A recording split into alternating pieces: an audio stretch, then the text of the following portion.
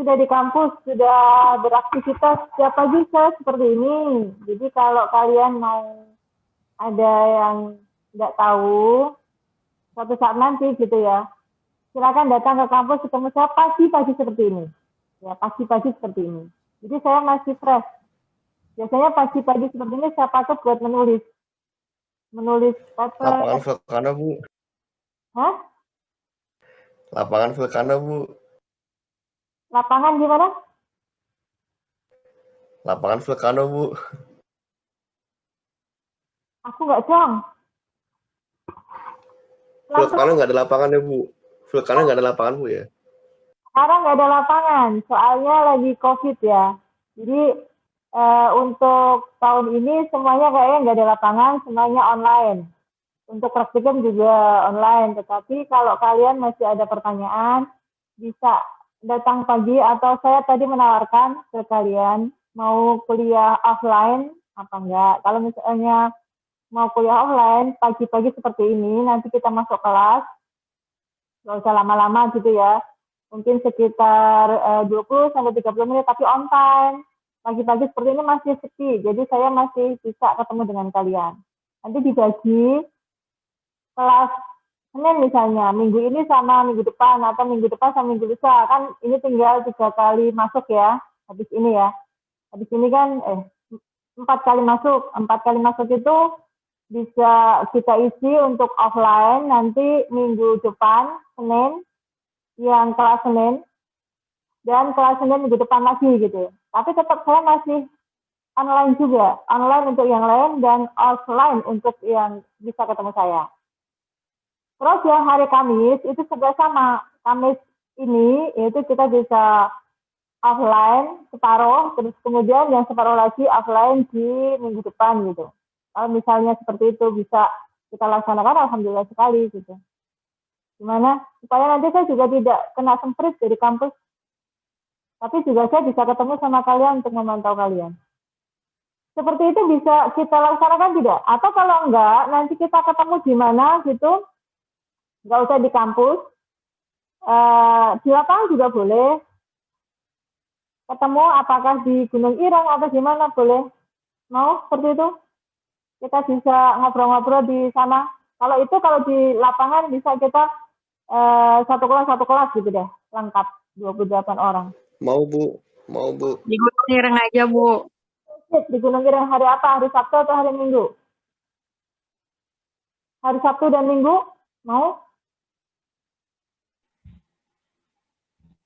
Mau, Bu, tapi nggak tahu, Bu, yang Natalan gimana. Yang aja, nggak usah pagi. Natalannya kan hari Jumat ya. Natalannya hari Jumat. Yang nggak Natalan deh. Yang nggak Natalan itu hari Sabtu atau hari Minggu ini. Terus yang berikutnya lagi yang Natalan minggu depan gitu. Mau nggak? Kalian tahun baru? Bisa, Bu. Bisa, Bu. Oke ya. Kita janjian ya. Jam berapa ke sana? Jam 9 atau jam 10? Jam 9? Biar nggak hujan. Kepagian. Kalau pagi-pagi nanti kalian belum bangun.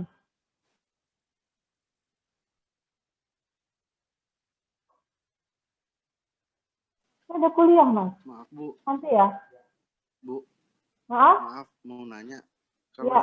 Kalau yang lagi nggak di Jogja gimana, Bu? Ya, Nggak kita apa-apa nggak ikut, Bu? nggak apa-apa, nggak ikut. Itu kan hanya kalau mau, saya bilang. Tapi kita tetap kuliah online. Kuliah di online juga. Gitu. Oh iya, Bu. Online Makasih, Bu. kuliah itu yang offline yang ada aja. Yang ada supaya nanti apa yang saya sampaikan itu bisa diterima oleh kalian secara benar gitu. Tapi kalau yang online mau kuliah misalnya nggak tahu atau ada yang tidak tahu ya nggak masalah, nanti bisa tanya saya baik apa gitu, terserah. Gimana? Saya tawarkan seperti itu. Yang di Jogja ini, yang nggak di Jogja ini berapa orang yang di kelas ini? Siapa saja namanya? Saya Rifan ada Sandi, di Bu. Sandi. Iya, Bu. Sandi itu yang mana sih? Coba kamu buka wajahmu deh.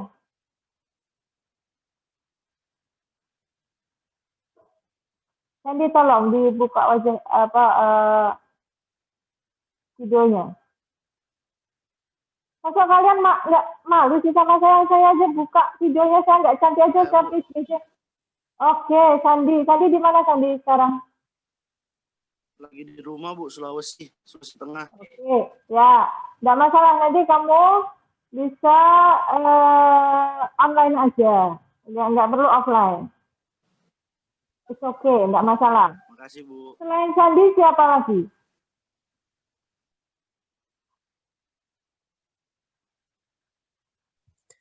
Saya Siapa Bu, yang- Ernst Bu. Ernest, gimana Ernest? Coba Ernest dinyalakan. Di Sulawesi Bu. Sulawesi Utara Bu. Coba kamu nyalakan videomu.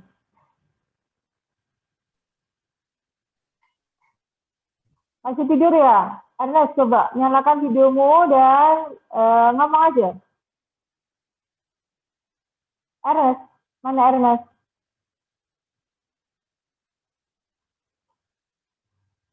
Kamu nggak pakai baju ya? Lagi flu Bu. Haha, lagi flu. Wah, gimana sih? Nggak COVID kan ya? Gimana Bu? Nggak kena COVID ya? Cuma flu biasa? Enggak Bu, enggak. Alhamdulillah. Ya, udah sip. Ernest, kamu di rumah sama siapa? Kok kayaknya? Sama orang tua Bu. Keluarga. Oke. Ya, sip. Siapa lagi selain Ernest dan Sandi yang di rumah? Ada yang dari daerah ini?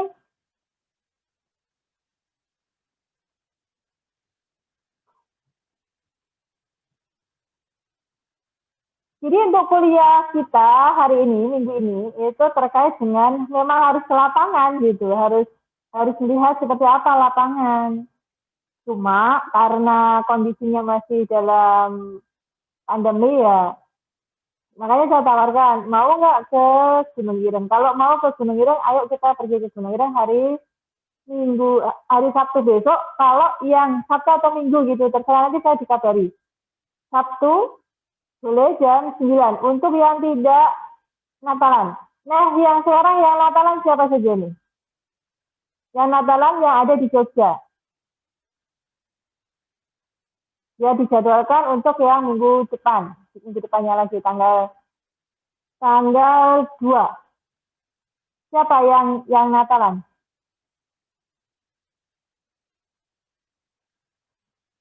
Yang ada di Jogja. Martin, Adik Irma, Theo, Bu. Martin di Jogja nggak? Martin mana Martin? Saya di Jogja, Bu. Martin di Jogja ya? Iya, Bu. Nah, kamu Natalan toh ya? Kalau hari Sabtu bisa sih, Bu. Kayaknya bisa sih Sabtu.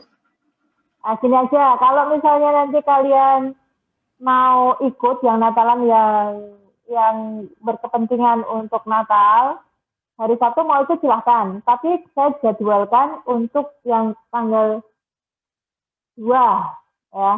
Saya jadwalkan untuk tanggal 2 untuk yang Natalan. Tapi yang tidak Natalan, tanggal 2 mau datang juga boleh gitu. Gimana? Enak kan? Halo? Halo? Mana Martin tadi?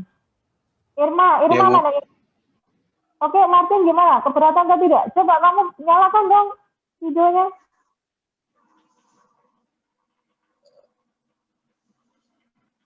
Ya, Bu. Kamera kembali. Kamu ngapain itu? Ya, oke. Apa? Kameranya kemana-mana ya. Ya, Kalau Martin, saya bisa aja sih, Bu. Kalau Sabtu, hari Sabtu. kalau pas Sabtu. Natalan bisa aja sih, Bu. Ya jangan gitulah. Enggak, kalau pas Natalan saya juga enggak mau. Pas Natalan tanggal 25 itu saya enggak mau. Tanggal 26 paling ya. Tanggal 26 atau tanggal 27. Yang paling aman adalah tanggal 27 ya. Tanggal 27 aja, Bu. 27. Ya, sip, tanggal 27. Tapi tanggal 27 kalian ke sekolah minggu nggak? Bang. Bisa sih Bu kalau 27 kan kalau gerejanya sore masih bisa sih Bu, malam masih bisa. Oh gitu. Bisa ibadah. Kalau minggu sih paling Bu Dina, Bu, jam 8 sampai jam 10-an, Bu. Kalau jam 8 nanti kepagian, nanti perjalanan kalian gimana? Maksudnya kalau minggu tuh ada Bu Dina jam 8 pagi, Bu, sampai jam 10-an mungkin. Di mana, Bu Dina? Kelas geologi sejarah. Oh, online gitu? Iya, tapi kalau minggu ini belum tahu, Bu. Belum ada kabar lagi dari Bu Dina. Oh. Ya udah, kalau gitu kita buat jadwal hari Minggu, kalau Bu Dina ada, nanti jam 10, tapi panas itu nanti hujan pasti biasanya. Jadi paling tidak jam 9 udah sampai sana, Mas. Supaya Bisa, Bu, nggak maaf kalau hari Sabtu gimana ya Bu? Soalnya ini habis diskusi sama anak-anak, bisanya pada hari Sabtu Bu. oh, nggak apa-apa, yang penting kalian bisa. Tapi si Martin tadi katanya nggak apa-apa, Martin. Kalau saya nggak apa-apa sih Bu. Oke, kita keluar sebentar 3 sampai 4 jam ya.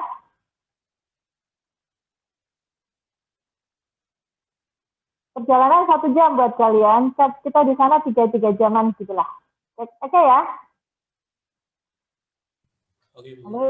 Oke, ya besok kita jadwalkan tanggal 26. Lala, kamu tanggal 26 nggak ke mana-mana? Oh, nggak ada Bu. Kalau mau ke Putat kan deket gitu Bu. Oh gitu. Ya udah, hari Sabtu jam 9 sampai selesai ya. Mungkin sekitar jam 12 selesai kita. Oke ya.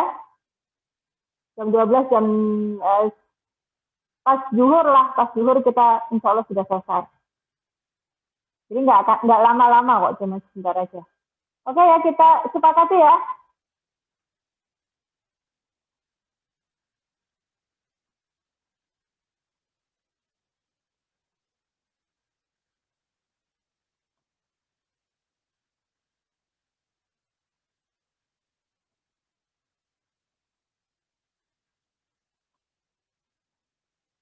Oke, kita ketemu kuliah hari ini.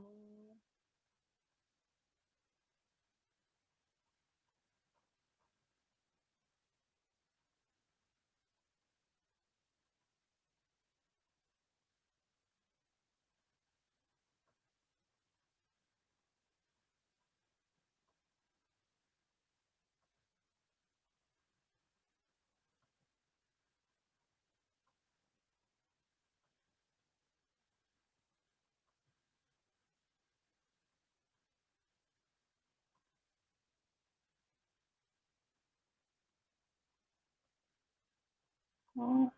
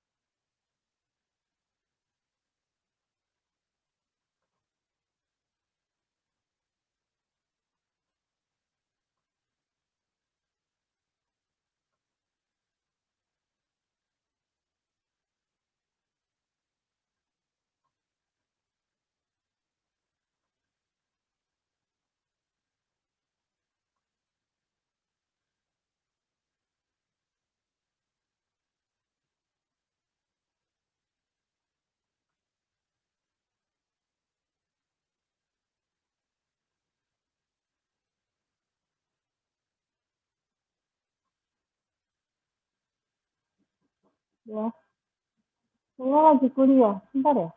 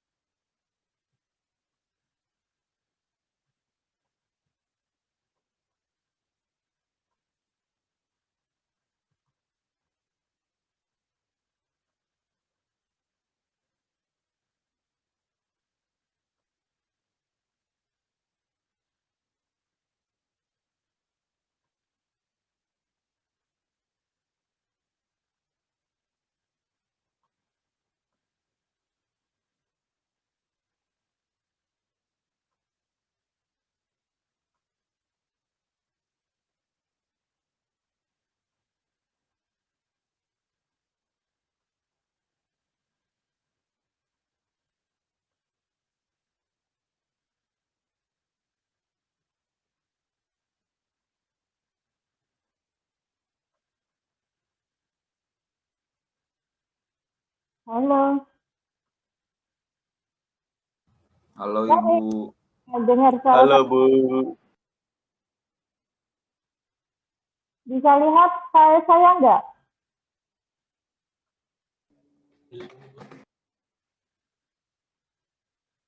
Bisa lihat saya enggak? Belum ada. kelihatan, Bu. Oke. Ya. Bisa lihat sekarang? Udah bisa, Bu. Bisa, Bu. Bisa, Bu. Ya, sip. Baik, kita mulai kuliah kita untuk pertemuan ke-10 ya. Untuk pertemuan ke-10, geologi gunung api purba. Ya, geologi gunung api purba. Jadi, kenapa saya pakai gambar ini untuk menjelaskan seperti apa sih gunung api purba itu. Jadi yang kita butuhkan untuk analisis gunung api purba adalah seperti ini. Ada morfologi, geomorfologi, kemudian ada litologi, dan ada proses. Proses kita sudah belajar dari kemarin ya. Kita sudah belajar dari yang sudah-sudah. Tetapi untuk selanjutnya barangkali kita perlu cermati satu persatu. Apa sih mau kita mempelajari geologi gunung api purba itu? Yang jelas adalah untuk mengetahui bagaimana kita dapat menginterpretasi peruntunan batuannya dan mengidentifikasi dari mana batuan gunung api itu berasal. Apakah berada di fase sentral, di fase proksimal, fase medial, atau fase distal. Kalau berada pada fase distal, tentu kita tidak akan bisa menentukan itu adalah gunung api. Belum tentu itu. Karena di fase distal sering berasosiasi dengan kegiatan-kegiatan pengendapan yang lain. Bukan hanya kegiatan-kegiatan pengendapan, tetapi juga ada proses tektonik dan sebagainya. Begitu juga dengan fase medial. Kadang-kadang fase medial akan dimiliki oleh gunung api yang berbeda antara satu dengan yang lain.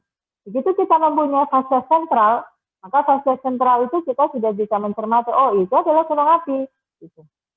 Walaupun di dalam fase sentral itu kita akan mendapati batuan atau litologi yang lain.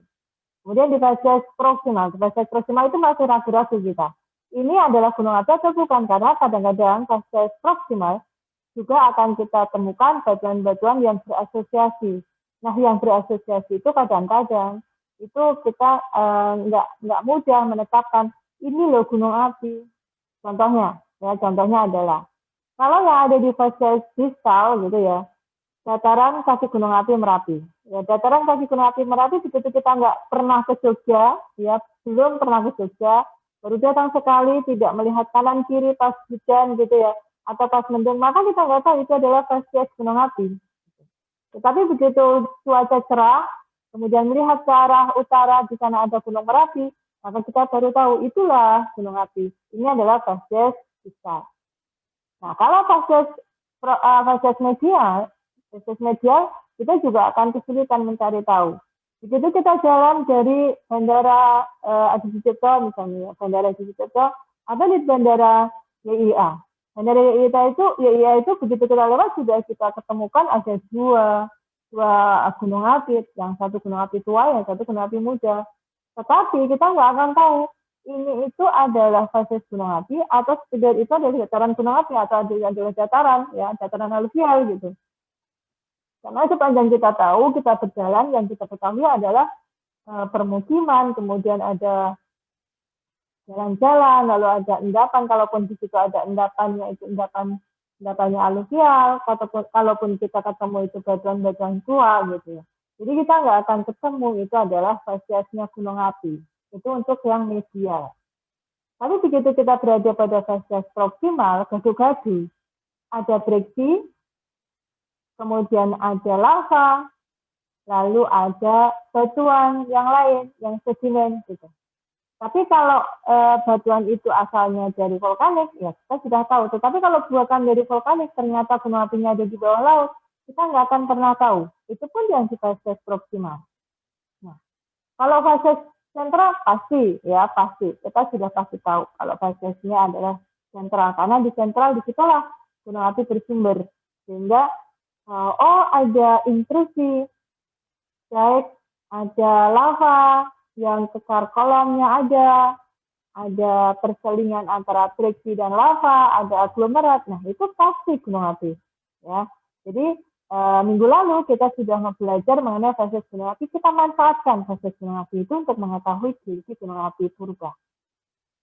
Jadi tujuan pembelajaran kita hari ini adalah mengetahui dari data fase gunung api yang kita jumpai di minggu lalu, kita gunakan untuk menentukan atau menginterpretasi geologi gunung api purba. Mengapa harus geologi gunung api purba? Kenapa enggak yang sekarang? Yang sekarang yang kita akan gunakan untuk membantu menentukan ini loh gunung api. Gitu.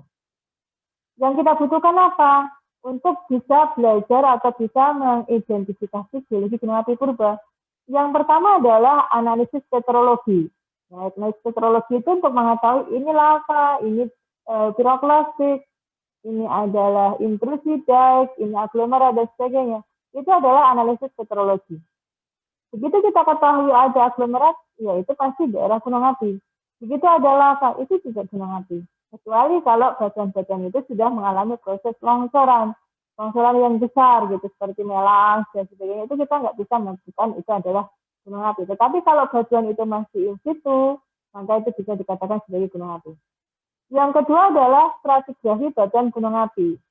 Begitu kita tahu runtunan batuan gunung api, ya sudah tahu itu runtunannya seperti itu runtunan fasies sentral, itu runtunan fasies proksimal, itu runtunan fasies medial. Nah, kita tahu, ya.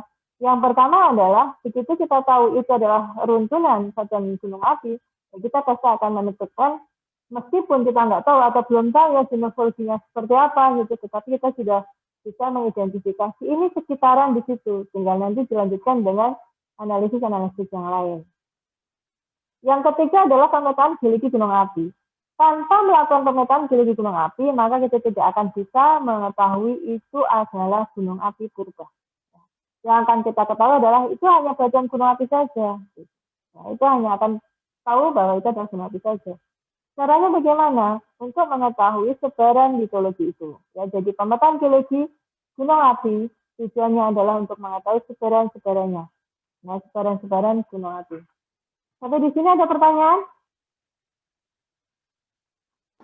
Belum, Bu. Belum, Ibu. Oke ya, kita lanjutkan ya. Nah, konsep dasarnya adalah the present is the key to the past. Ya. Kalau kalian berada di Jogja, kalian bisa lihat ke arah utara, ada Gunung Merapi. Nah, di situ kalian bisa melihat Gunung Merapi itu bentuknya kerucut. Ya, morfologinya dari kejauhan nampak di atas puncak gunung api itu ada yang namanya adalah kubah lava. Ya, kubah lava itu tempat keluarnya magma menuju ke permukaan bumi. Apakah setiap gunung api itu memiliki kubah lava? Belum tentu. Tidak semua memiliki. Ya, tidak semua memiliki. Tetapi yang jelas kubah lava itu berada pada daerah kawah. Apakah setiap gunung api memiliki? Selalu, ya, itu selalu memiliki kawah. Kalau gunung api bisa terisi oleh kubah lava, bisa tidak terisi oleh kubah lava. Kalau gunung api itu bisa juga membuka atau menutup. Ya. Kok menutup? Ya bisa saja menutup karena tertutup oleh kubah lava. Ya bisa saja menutup karena sudah tertutup oleh material atau vegetasi di atasnya. Menutup karena aktivitasnya sudah lama tidak aktif, gitu, sudah inaktif dalam waktu yang lama. Bisa saja itu menutup. Ya. Yang jelas, kawah gunung api itu diameternya bervariasi.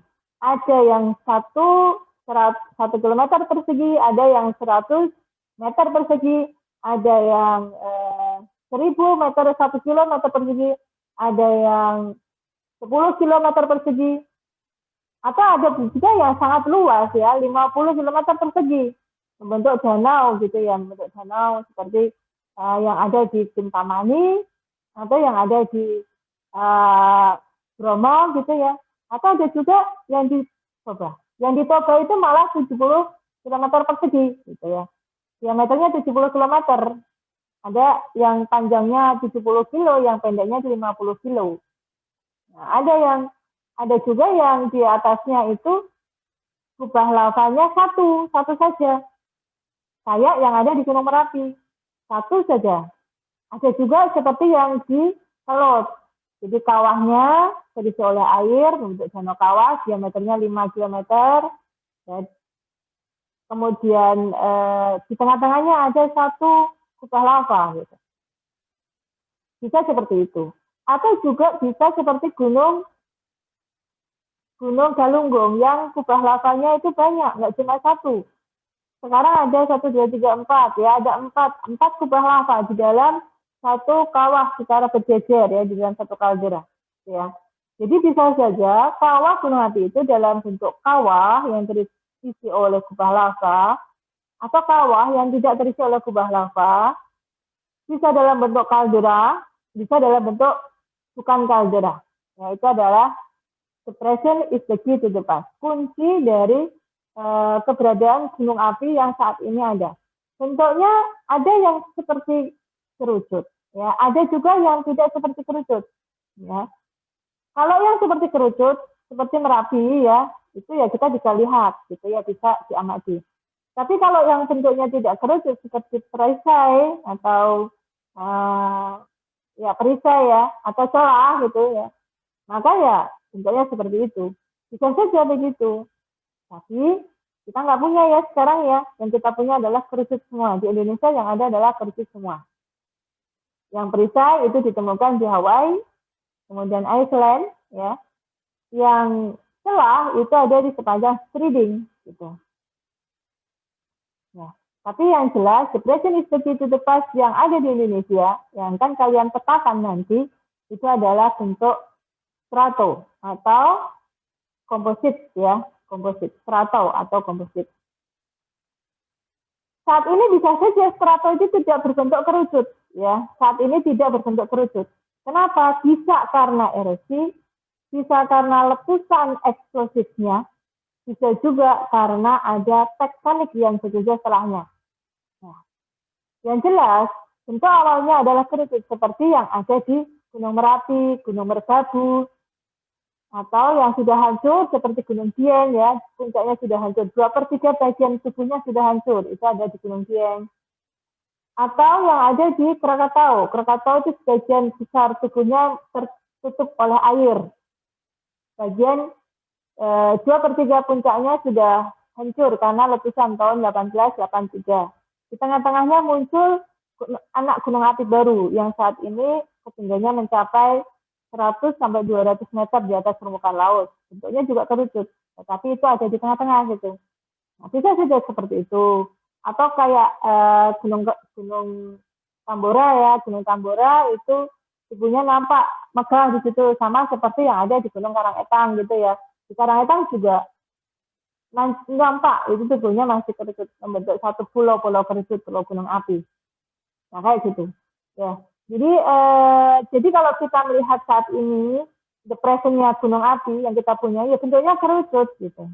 Cuman ada yang sebagian puncaknya sudah hancur, tetapi sebagian yang lain masih ada. Jadi kalau kita amati di bawah muka air laut ya, misalnya di bawah air yang ada di kepulauan, pulau gunung api, ya nampak itu adalah kerucut ya. Kerucutnya nampak. Hanya saja saat ini kita nggak bisa melihat di permukaan. Kemudian komposisi litologi dan stratigrafinya tidak lagi runut, ya, tidak lagi urut. Ya, saat ini seharusnya yang urut itu seperti apa? Kayak Merapi, ya kayak Merapi. Jadi mestinya bagian kaki gunung api yang disebut dengan distal facies masih ada dan kita bisa amati gitu. Isinya ya erupsi vulkanik saja. Kemudian di facies medial, ya facies medial kita juga masih amati. Di situ isinya adalah endapan-endapan piroklastik jatuhan, kemudian lahar ya, breksi dalam bentuk breksi, dan seterusnya. Perselingan antara breksi epiklastik atau breksi lahar non epiklastik ya, bisa epiklastik, bisa non epiklastik. Tetapi itu adalah sedimen, ya sedimen yang berselingan dengan tuff. Ya tuff itu saya ulangi ya, ini suka lupa kalian ya nanti kalau sudah lepas kuliah vulkanologi ini suka lupa. Tuff itu adalah material gunung api yang dierupsikan secara langsung ya, sudah membatu terdiri atas abu gunung api. Itu adalah tuff. Ya. Jadi saya ulangi lagi, tuff adalah Material gunung api yang sudah membatu tersusun atas abu gunung api. Itu tuh. Ya, abu itu apa? Abu adalah material gunung api plastik yang berukuran sama dengan atau kurang dari 2 mm. Itu abu. Di dalamnya ada abu dan debu. Ya, debu itu yang berukuran lebih halus. Ya, itu untuk abu. Ya, material gunung api yang dierupsikan secara langsung yang berukuran kurang dari atau sama dengan 2 mm. Itu abu. Kalau sudah membatu, namanya tuh. Ya, kalau sudah membatu, namanya tuh. Boleh nggak batu pasir tufan? Nggak boleh. Itu sedimen. Ya sudah, sedimen saja. Sebut itu sebagai sedimen saja. Ya. Tekskan itu adalah sedimen.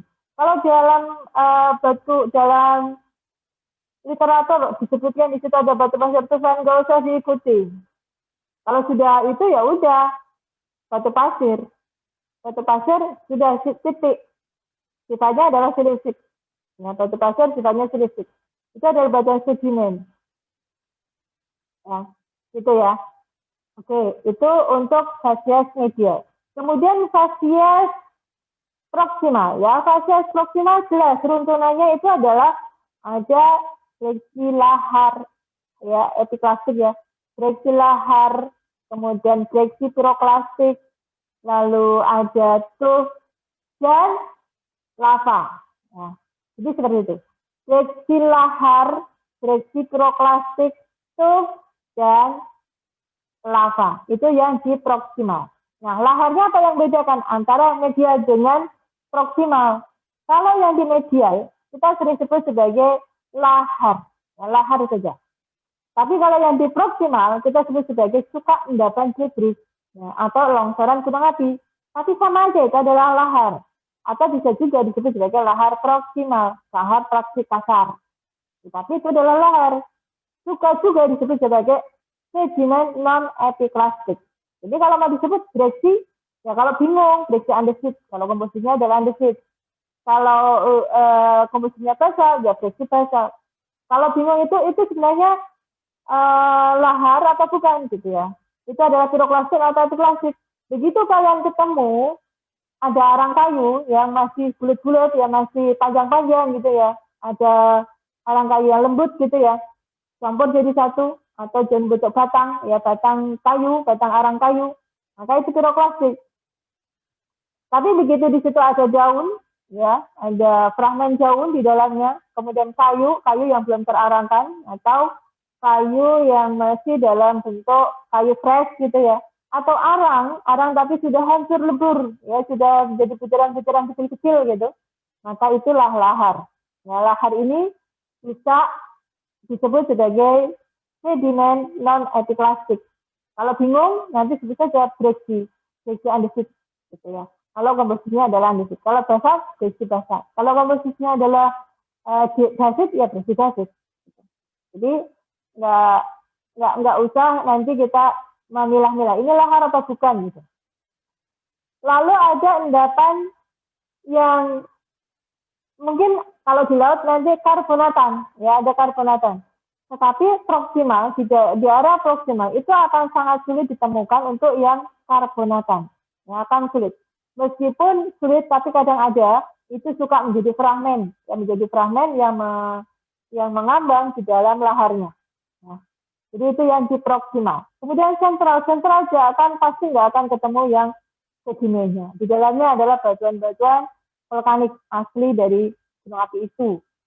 Nah, jadi kalau sudah ketahuan bahwa runtunannya adalah runtunan proksimal atau runtunan sentral, maka pasti itu adalah gunung api. Yang keempat adalah proses deformasi dan erosi telah merubah kondisi geologinya. Ya, jadi batuan-batuan dengan runtunan yang tadi sudah kita sebutkan tadi, itu runtunan yang lengkap ya. Kemudian mengalami erosi, tentu akan terjadi proses pengurangan komposisi, ya pengurangan runtunannya. Jadi batuan yang sudah mengalami proses erosi, kalian nggak akan ketemu lagi di situ ada lava, ya, atau di situ nggak ketemu lagi breksinya, ya. Yang ada adalah intrusi saja, lavanya tererosi atau Kalau tidak, di situ ada lava, ada intrusi, tetapi sudah tidak ketemu lagi tufnya, gitu ya. Atau bisa jadi karena sudah membatu, sudah mengalami proses diagenesis, itu menjadi lapisan tipis, layer tipis saja 1 cm atau setengah centimeter. Atau bisa jadi sudah nggak ada lagi, sudah bercampur jadi satu dengan si breaky andesit misalnya. Bisa juga seperti itu. Atau itu sudah mulai proses diagenesis lanjut, meta ya, sudah terjadi diagenesis lanjut. Yang ada adalah breaky dengan fragmen-fragmen yang sudah pecah-pecah atau sudah mengalami proses erosi. Sehingga bentuk fragmennya tidak lagi runcing, yang ada adalah sudah bengkok-bengkok ke kanan kiri gitu ya. Ya bisa saja itu terjadi. Tetapi selama kalian menjumpai di situ ada lava itu adalah magma yang keluar ke permukaan bumi. Begitu magma sudah keluar ke permukaan bumi, ya udah itu adalah gunung api. Mau 1, mau 2, atau 3 layer gitu ya, tetap aja itu adalah gunung api. Gitu ya. Yang kelima, dicirikan oleh keberadaan batuan yang bersumber dari pembekuan magma di permukaan bumi. Ini yang terakhir yang tadi saya sebutkan. Kadang-kadang berasosiasi dengan batuan sedimen atau karbonat, fase metamorfik dan batuan alterasi. Tadi ya, jadi kalau batuan itu sudah mengalami meta sedimen, meta beku gitu ya, sudah terbentuk proses alterasi atau sudah terbentuk proses metamorfisme gitu ya. Maka proses ini akan kita jumpa dalam bentuk batuan metamorf ya, tapi kita sudah tidak bisa lagi menentukan itu sebagai batuan vulkanik. Ya. Kemudian dapat diidentifikasi dari fase gunung apinya. Jadi dari awal sampai 1 menit yang lalu saya sudah sebutkan bahwa bisa diketahui dari fase gunung apinya. Apa yang bisa dilakukan ya, digunakan untuk bisa mengetahui itu adalah gunung api gitu atau bukan? Yaitu yang pertama adalah pandangan tentang jenis gunung api. Ya, pandangan jenis gunung api itu kita tidak akan pernah menggunakan pandangan sedimentologi klasik ya. Jadi hukum cross-cutting relationship gitu ya, itu sudah tidak berlaku.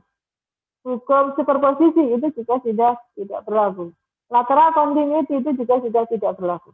Jadi yang berlaku adalah hukum-hukum yang berkaitan dengan gunung api saja. Lateral continuity itu apa sob? Jadi kalau lateral continuity itu adalah batuan itu diindahkan secara menerus gitu ya. Secara menerus nanti fosilnya akan ketemu dalam satu layer itu yang sama gitu. Umurnya yang sama gitu. Nggak ada di batuan gunung api nggak akan ketemu fosil. Nggak akan ketemu fosil. Jadi lateral continuity dalam hal ini tidak berlaku. Superposisi. Batuan yang diindahkan di awal ya, di bawah itu lebih tua dibandingkan dengan batuan di atasnya. Batuan yang menumpang itu adalah batuan yang lebih mudah dibandingkan dengan yang ditumpangi. Oke, kalau di distal itu berlaku. Di medial itu juga berlaku. Tetapi di area sentral dan proksimal ini tidak berlaku. Ya, untuk hukum superposisi itu tidak berlaku. Kemudian batuan diendapkan secara lateral, secara horizontal ya, horizontalitas ya. Hukum horizontalitas. Enggak, di batuan gunung api, di gunung api itu batuan material gunung api tidak diendapkan secara horizontal. Tidak ada inisial git di situ. Ya mengikuti paleogimorfologinya saja, karena batuan gunung api ya diendapkan ada yang terbentuk oleh proses longsoran gunung api, ada yang terbentuk oleh jatuhan material gunung api, bisa juga dibentuk oleh runtuhnya kolom letusan.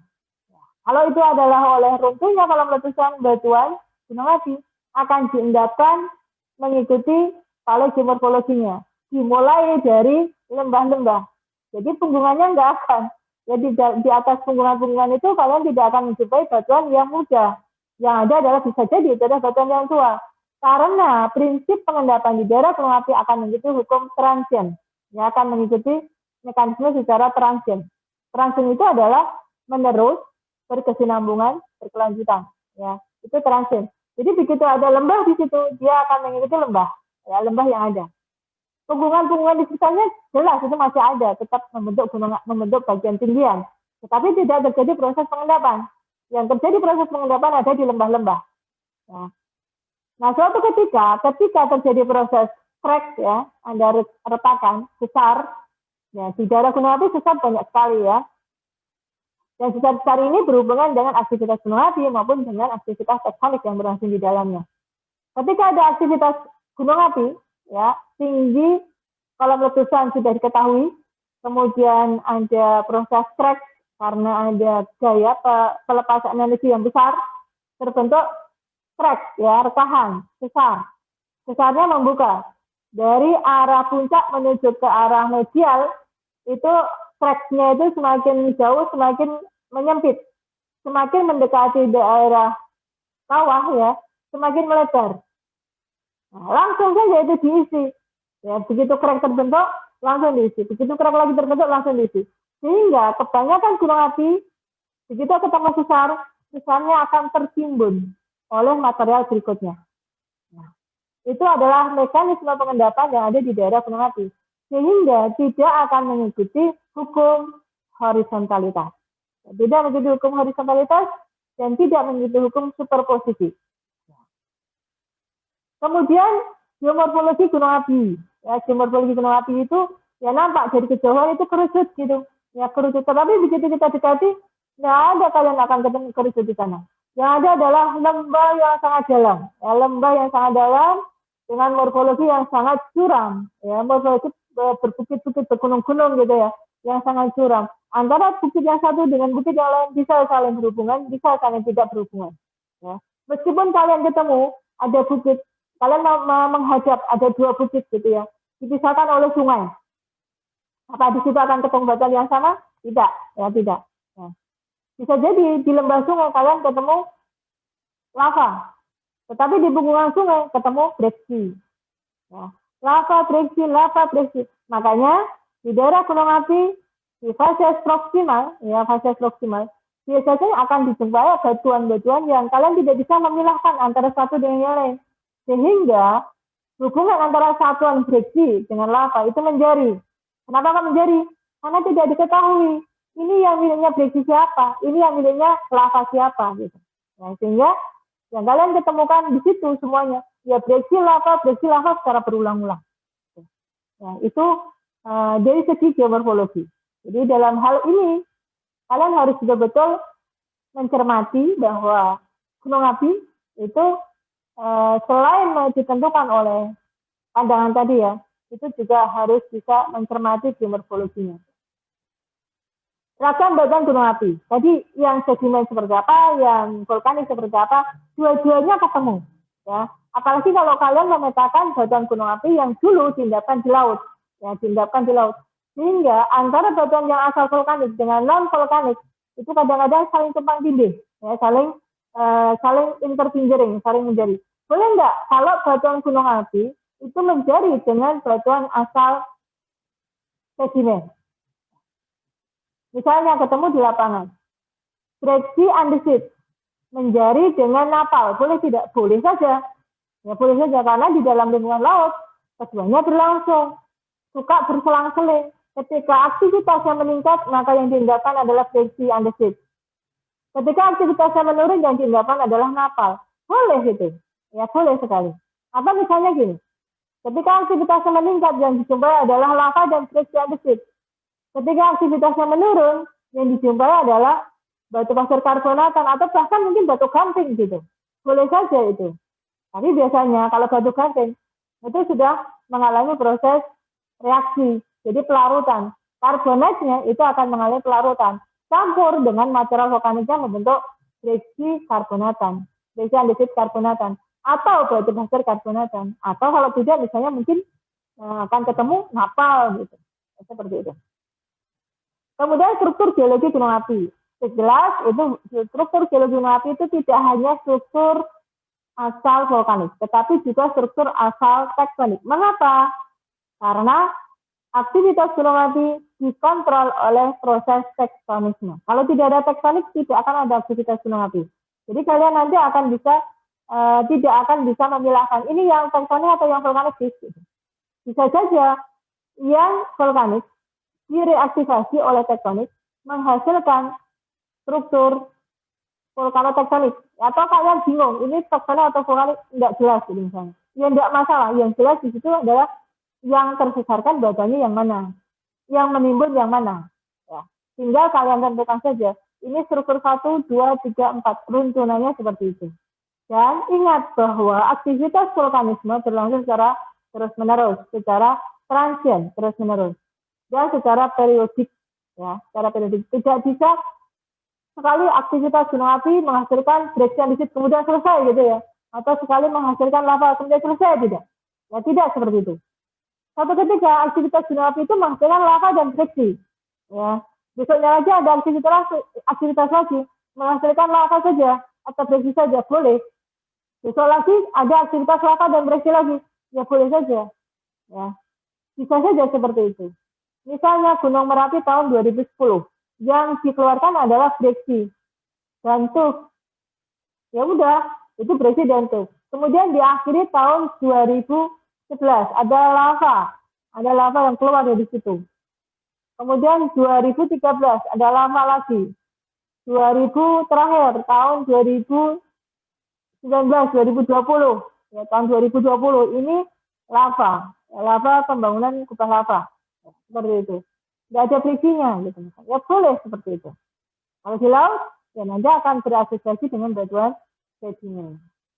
Yang terakhir adalah genesis batuan gunung api dan fase gunung api. Dua genesis ini, vulkanisme ini akan ditentukan atau akan diketahui dari fase gunung api. Tadi fase gunung api sudah kita bahas tentang panjang lebar. Oke, sampai di sini ada pertanyaan? Ada pertanyaan? Halo? Terlalu cepat? Yakin? Terlalu cepat enggak? Mudah-mudahan nggak terlalu cepat ya. Ya, dicatat ya kalau lupa ya. Oke ya. Nah, sekarang gini. Untuk yang pertama, gambar atas bisa dilihat esensinya di sini ya. Gambar di atas ini dari gambarnya sebenarnya di bawah itu ada sumbernya ya dari Pak Bronto tahun 2010. Pak Bronto 2010 ini gambar saksi nih. Sering dipakai oleh kakak-kakak kalian, deskripsi ini gambar saksi, super saksi. Yang paling atas adalah the present, ya, gunung api aktif masa kini. Ya, kalian bisa cermati lihat gambar di situ bahwa aktivitas gunung api aslinya bentuknya adalah seperti ini. Ada central facies, proximal facies, medial facies, dan distal facies. Ya. Kalau di Merapi itu gampang ya, bisa dilihat semuanya bisa dilihat. Kalau di Merbabu, ya masih bisa dilihat. Tapi begitu ke arah utara, Telomoyo, Suropati, bingung kalian. Nah, ini miliknya siapa sih? Ini miliknya Merbabu, miliknya Telomoyo, atau miliknya Ungaran gitu ya. Itu bingung, karena di situ ada cekungan gunung api. Jadi, intramontana, ya cekungan intramontana. Yang di dalamnya ada gunung api A, B, C, D, E, F. Gitu. Banyak sekali gunung api. Dan gunung apinya juga umurnya bervariasi. Ada yang Pliocene, ada yang Pleistocene, ada yang Holocene. Nah, yang Pliocene gimana? Bentuknya masih kerucut. Ya, contohnya adalah Gunung Andong. Gunung Andong itu Pliocene, tetapi bentuknya masih kerucut. Kemudian ada gunung Ungaran Telomoyo, ya Telomoyo dulu. Nah, Telomoyo itu ada Telomoyo tua, ada Telomoyo muda. Telomoyo muda bentuknya masih kerucut, tapi menimbun Telomoyo tua. Nah, begitu juga dengan Andong. Nah, Telomoyo muda dan Telomoyo tua itu menimbun sebagian tubuh dari Andong dan sebagian lagi tubuh yang Gunung Blala.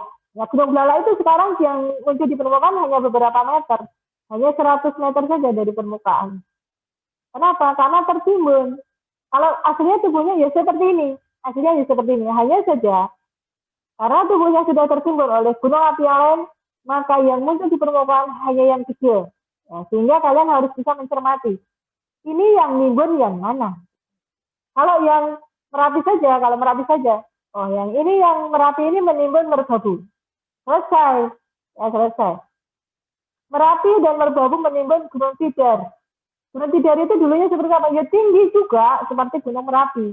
Cuma kemudian tertimbun oleh material gunung api yang aktif setelahnya. Lalu di utaranya ada Gunung Andong.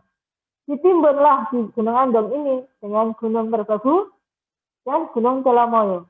Jadi seakan-akan kalian akan menjumpai di situ gunung api kecil-kecil gitu. Gunung api kecil-kecil yang dikelilingi atau dilingkupi oleh gunung api yang besar-besar. Nah, kalian harus bisa ini miliknya siapa dan oleh siapa. Caranya gimana? Caranya seperti ini. Jadi di gambar nomor 2. Ingat bahwa gunung api yang sudah tua atau sudah mengalami proses erosi, pasti dia bentuk permukaannya, kerucutnya sudah tidak sempurna. Ya, itu pasti sudah tidak sempurna lagi. Nah, kalau sudah tidak sempurna, yang nampak oleh kalian dari kejauhan itu bukit kecil-kecil. Tapi begitu kalian rekonstruksi morfologinya, kalian sketsa dulu.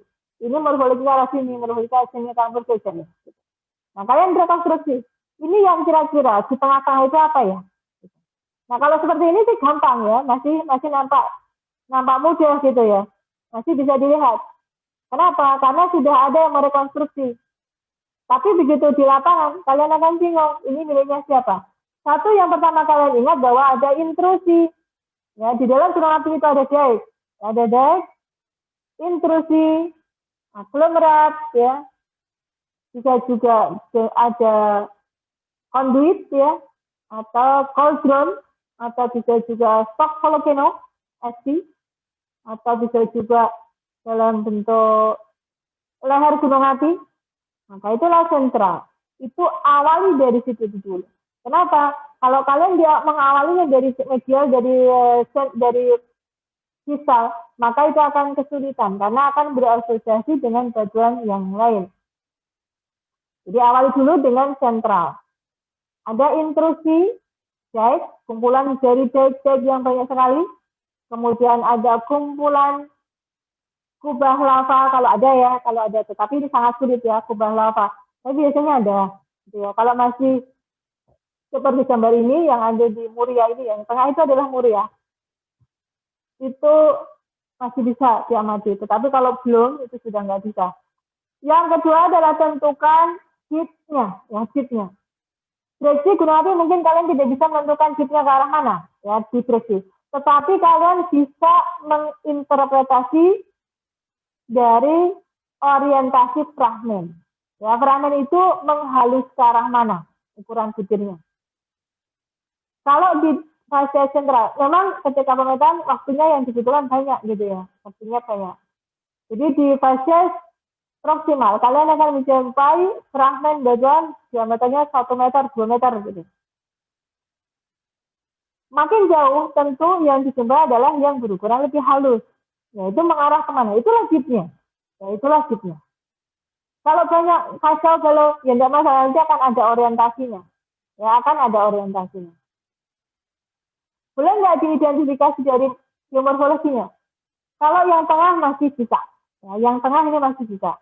Orientasi geomorfologi. Tapi kalau yang bawah sudah nggak bisa. Kenapa? Karena sudah membentuk morfologi sendiri-sendiri.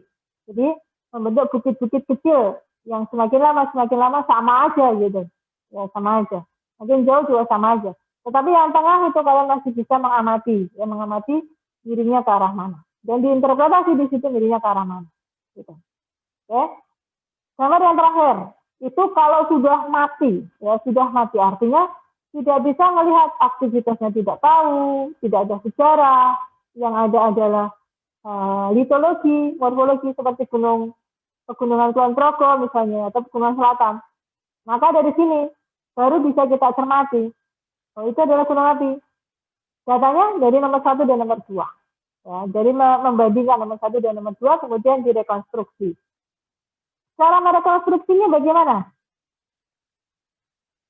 Satu, ya, berpandangan bahwa gunung api adalah bukan struktural yang menjangkau hingga permukaan bumi dan dilalui oleh magma. Nah, ini modal ini yang harus dibawa. 2, gunung api terbentuk dan beraktivitas dikontrol oleh tektonik. Jadi pasti kalau kalian ketemu struktur, jadi strukturnya pasti antara tektonik dan vulkanik. Ya, dua-duanya masih ada. Mau tektonik, mau vulkanik, berselang-seling gitu. Jadi kalian tidak akan memilah-milah, nggak akan bisa memilah-milah. Ini vulkanik atau tektonik. Yang jelas itu adalah sesar atau struktur yang ada di area gunung api. Titik. Gitu. Gunung api yang ketiga, gunung api telah ada sejak kerak bumi berevolusi. Jadi begitu ada rekahan, ada crack, bumi mengalami proses subduksi, ekstensi, ya, ada penunjaman, ada pemekaran, pasti di situ ada gunung api. Karena kalau ada penunjaman pasti ada proses partial melting. Begitu ada partial melting, pasti ada aktivitas vulkanisme. Itu. Jadi pandangan ini yang harus diluruskan. Jadi kalau dulu dikatakan gunung api itu munculnya sejak Tersier saja, salah. Ya. Mesozoikum juga ada. Paleozoikum juga ada. Kalau di Indonesia juga Mesozoikum. Kenapa? Karena pada umur Mesozoikum tidak ada proses subduksi. Yang terakhir, pertumbuhan gunung api sering berasosiasi dengan sedimen asal laut. Nah ini ya, kalau laut, lingkungannya adalah laut. Jadi gunung api itu tidak selalu darat. Ya. Ini pandangan yang salah. Jadi selama ini kakak-kakak kalian itu masih ada pandangan bahwa gunung api begitu ketemu ada batuan silisit maka darat. Salah, tidak selalu. Ya, tidak selalu. Gunung api bisa saja di laut. Contohnya Krakatau. Ya, Krakatau itu ada di laut. Tambora juga ada di laut, cuma sebagian tubuhnya ada di darat. Rinjani itu ada di laut. Karangentang di laut. Bahkan sekarang masih ada gunung api di bawah laut yang tidak muncul di permukaan. Ya, ini banyak sekali. Ya. Yang ada di Sulawesi Utara itu banyak sekali runtunan gunung api yang ada di bawah permukaan. Belum muncul sama sekali. Begitu juga dengan ada yang ada di Sulawesi Selatan. Oke. Nah, sekarang ada prinsip, satu konsep, bahwa gunung api itu aktivitasnya secara massa, periodik. Jadi dia punya lifetime, ya, tidak sekali aktivitas mati gitu enggak, ya. Tidak sekali aktivitas mati, tetapi aktivitasnya secara berulang-ulang, ya, secara berulang. Kadang mengembang karena ada suplai magma ke permukaan. Begitu suplai magma itu sudah terakumulasi, maka kemudian terjadi proses inflasi, pembengkakan. Jadi tubuhnya meningkat. Akibatnya apa? Begitu tubuhnya membengkak, ya, membentuk rekan-rekan karena ada dorongan dari bawah, terbentuklah crack, rekahan. Rekahan ini kemudian terisi oleh air permukaan pada saat hujan atau pada saat oleh air sungai atau air danau kawah yang kemudian mengisi bagian bawah dari tubuh gunung api itu. Akibatnya air yang sudah masuk ke dalam tubuh magma akan membentuk makin tinggi, akan terjadi proses penguapan. Nah, penguapan itu semakin lama semakin besar, dan semakin besar, menambah volume magma. Maka gunung api itu akan mengalami proses inflasi. Ya, inflasi itu adalah pembengkakan atau penambahan volume gunung api bisa oleh magmanya, bisa oleh tekanan dari gas, ya, tekanan gas. Akibat ada air tanah yang masuk ke dalam tubuh magma kemudian mengalami proses peningkatan energi. Ketika aktivitasnya meningkat, kemudian terjadi proses membumbungan terus. Tubuhnya nggak mampu lagi menahan. Ya, tubuhnya nggak mampu menahan sehingga kemudian terjadi erupsi. Material hasil erupsi ini dimuntahkan ke segala arah, tetapi masih ada di permukaan, ya, nggak akan kemana-mana. Jadi masih mengikuti hukum kekekalan massa, ya, nggak akan kemana-mana si material itu. Dan sebagian besar akan diendapkan di sekitarnya. Hanya 1% saja yang kemudian terbawa oleh angin, ya. 1% saja yang dibawa oleh angin, tetapi yang 99% akan dikembalikan lagi ke permukaan bumi. Nah, pada saat itu terjadilah deflasi, penurunan tubuh gunung api, ya, Pada saat itu juga terjadi penurunan muka air tanah. Karena apa? Karena gasnya sudah dikeluarkan pada saat erupsi berlangsung. Gas yang tadinya dibentuk oleh air tanah yang menyinggung magma tadi, itu sudah dikeluarkan semuanya. Sehingga tubuhnya kemudian mengkerut, ya, mengecil, mengalami proses deflasi, energinya sudah keluar. Ya. Materialnya sama, ya, komposisinya sama, tetapi begitu sudah mengalami deflasi, kalian akan melihat tubuh gunung api itu semakin mengecil. Padahal mestinya enggak, ya, karena yang dikeluarkan sama yang disimpan sama. Hanya saja gasnya, ya kan tadi membumbung karena ada gas gitu ya. Gas itu yang kemudian sudah berkurang. Namanya ada inflasi mengembang, deflasi mengerut.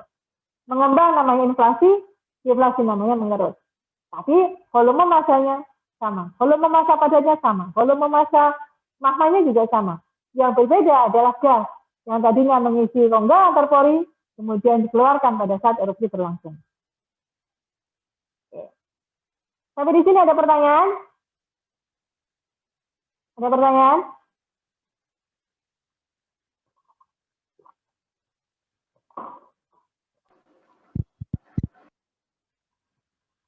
Nggak ada ya? Oke, kalau nggak ada, jadi kita punya peta geologi ini ya. Saya Zulfikar, Bu. Nah, gimana? Zulfikar, Bu. Ya, Zulfikar silakan. Zulfikar, Mama. Oke. Bu, misalkan kita menginterpretasi bentuk dari suatu gunung api purba tuh, kita melihatnya tuh dari apa ya, Bu?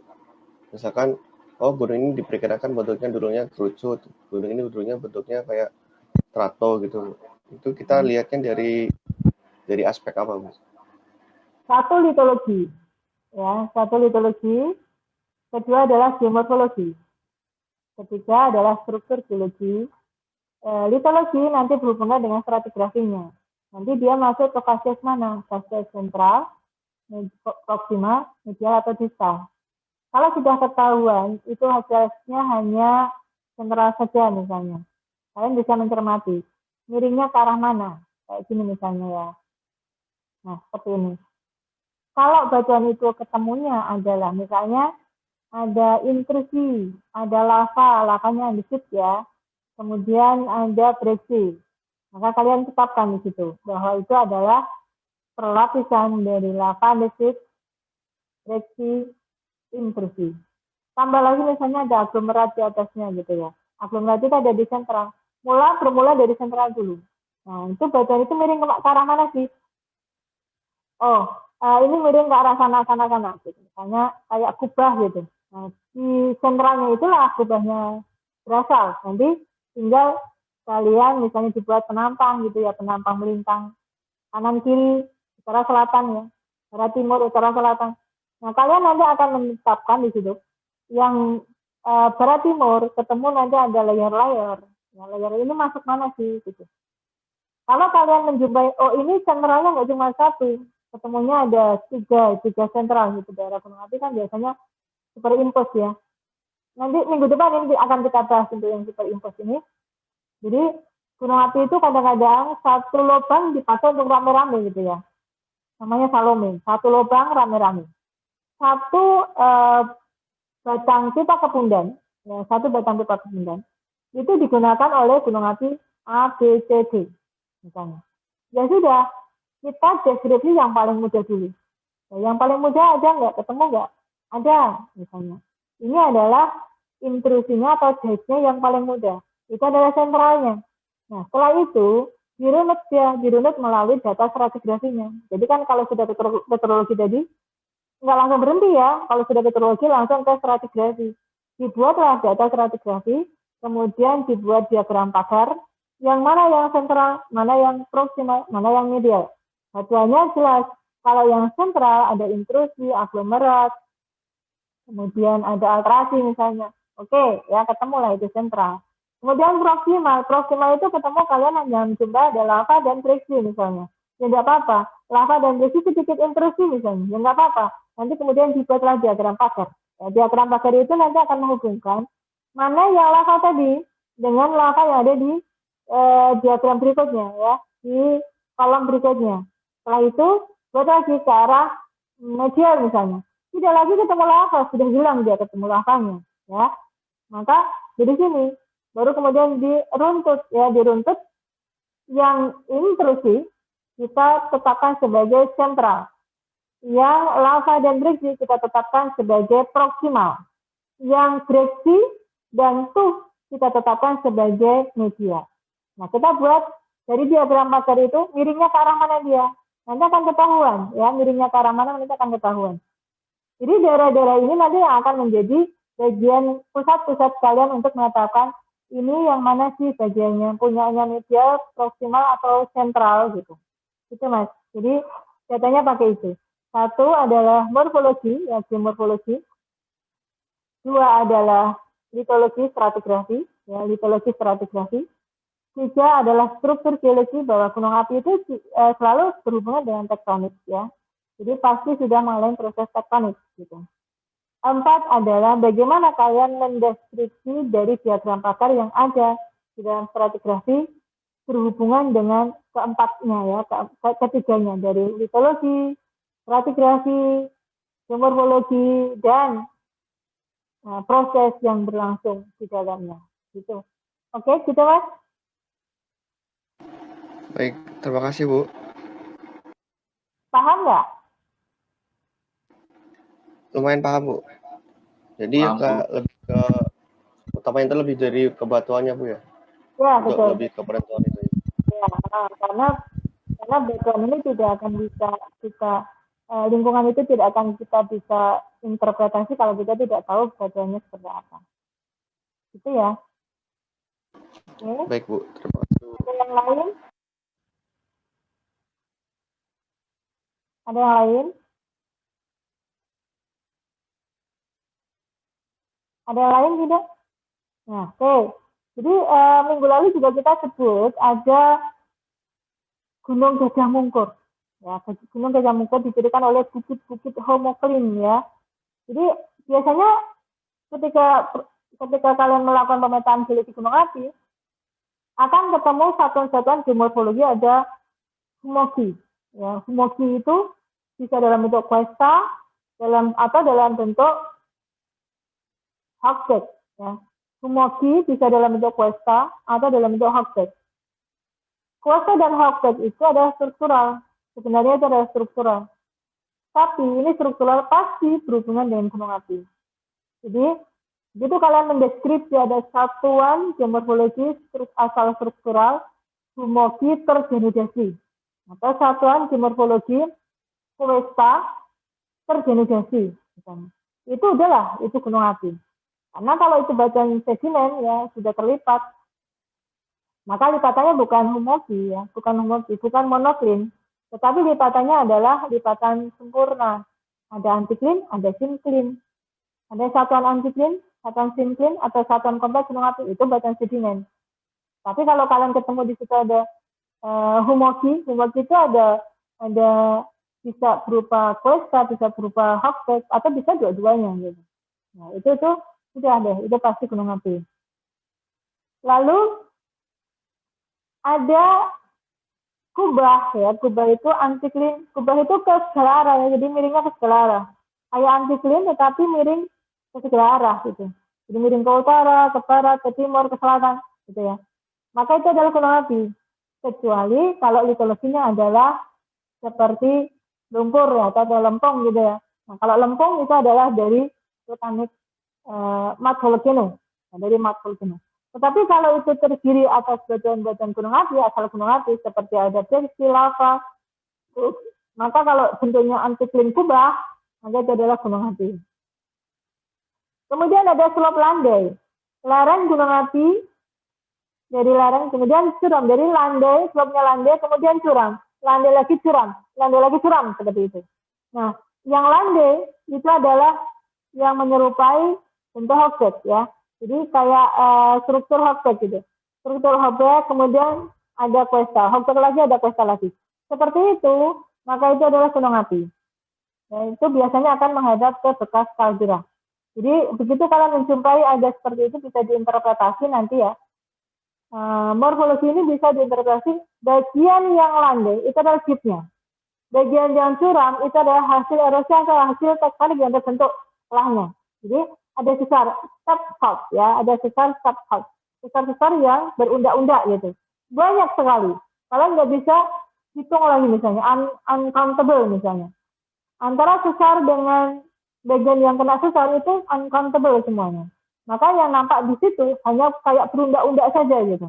Maka ini bisa diinterpretasi kalau batuannya adalah gunung api, asal gunung api, maka itu adalah gunung api, ya, gunung api purba.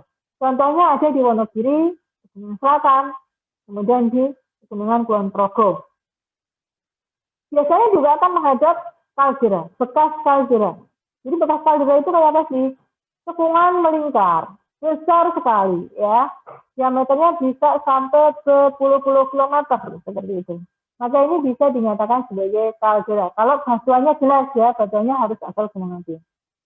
Yang terakhir, tersusun atas batuan gunung api seperti intrusi, lava, breksi vulkanik, dan tuff. Dan sering dijumpai batuan alterasi dengan tip ke segala arah seperti kubah. Nah, itu ya. Oke?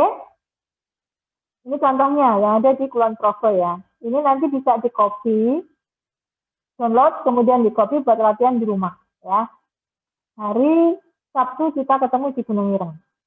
Tetapi ingat, tetap menjaga protokol kesehatan. Oke, ini adalah contohnya. Sampai di sini ada pertanyaan, ada? Ada pertanyaan? Nah, di kompleks Gunung Api Purba Pegunungan Kulon Progo ini terdiri dari 3 morfologi kerucut gunung api yang tererosi lanjut. Nah, ada kerucutan arahnya N30 derajat east dengan sesar-sesar turun dengan arah yang radial. Kompleks ekologinya terdiri atas ada intrusi, lava, breksi vulkanik ya, breksi andesit Hornbein, breksi andesit erosion, breksi basalt ada di situ ya, dan punya komposisi bermacam-macam. Dan secara lokal banyak dijumpai tebakan mineral sulfida, indikasi adanya proses alterasi geotermal di fase pusat gunung api. Ini contoh yang lain ada di Cilekoh ya. Di Cilekoh itu ada namanya adalah formasi Cibaliung ya. Formasi Cibaliung itu yang warna hijau tua ini. Ini adalah formasi Cibaliung terdiri atas breksi ya, breksi kunis yang sangat besar-besar kunisnya ya, sangat berukuran sekitar ada 40 cm ya, dan Spanish namanya. 40 cm, 30 cm, bahkan ada yang 60 cm. Bahkan ada yang fragmen-fragmen lava dan intrusi yang muncul di sini. Ini yang coklat tua ini yang fragmen intrusi, yang coklat muda ini yang intrusi basic. Kemudian yang berwarna pink agak apa ini ya. Ini yang gunung api total, jadi dari asal ini. Yang warna pink, ini adalah yang asal gunung total. Kemudian yang warna coklat itu adalah gunung api tersendiri yang letaknya di dayanya berumur tersier. Kemudian yang warna kuning itu adalah longsoran-longsoran gunung api yang berasosiasi dengan batuan asal gunung api. Jadi di sini kita bisa melihat ada 3 source ya, 3 sumber gunung api.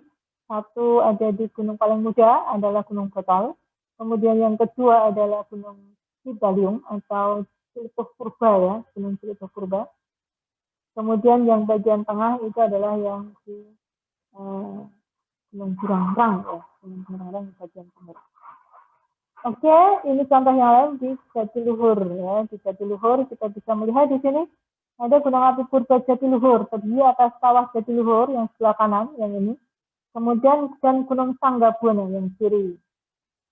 Di tengah kawah Jatiluhur muncul anak Jatiluhur, yaitu Parang Batu. Ya, Parang Batu ini Parang Batu. Lembah yang ada di sekitar yang kita sebut Waduk Jatiluhur itu adalah cekungan antar gunung api yang dulu pernah menjadi kaldera Jatiluhur. Kaldera Jatiluhur. Oke, sampai di sini ada pertanyaan? Jam 9 saya ada seminar silang.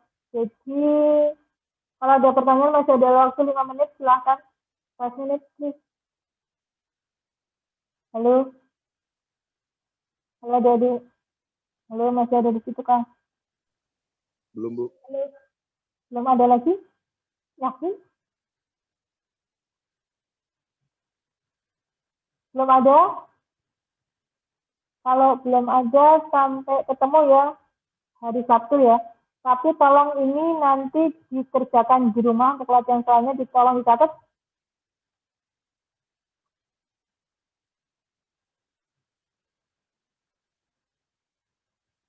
Sudah? Atau nanti download aja nggak apa-apa? Nanti download aja nggak apa-apa di LMS ya. Oke?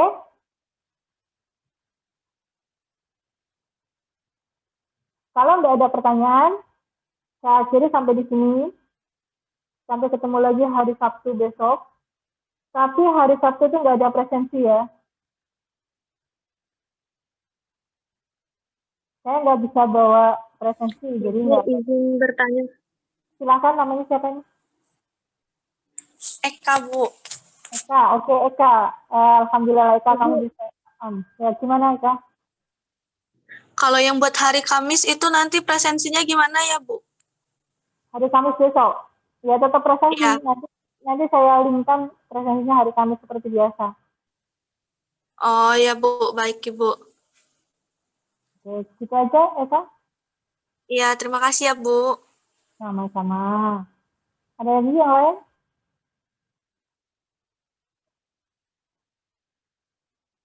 Ada lagi yang lain?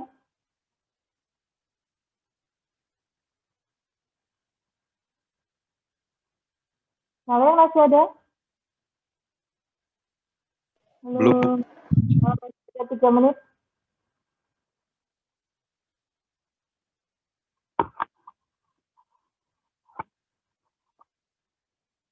Cukup? Kalau cukup sampai ketemu minggu depan ya, bukan minggu depan, hari Sabtu dan Kamis ya, hari Kamis kalau kalian masih mau ada diskusi, hari Sabtu kita ketemu di Gunung Ireng ya. Tetap sehat, tetap beraktivitas seperti biasa, tetapi jaga kesehatan dan jaga diri dengan baik. Yang ada di Jogja, tetap berada di rumah masing-masing, jangan keluyuran ya. Jangan keluyuran, kalau nggak penting-penting amat, nggak usah keluyuran. Kalau penting-penting sekali baru ya. Sampai ketemu lagi ya hari Sabtu. Selamat pagi. Assalamualaikum warahmatullahi wabarakatuh. Waalaikumsalam. Makasih, Bu. Wabarakatuh. Sama-sama ya. Iya, Bu. Makasih Bu. Ya.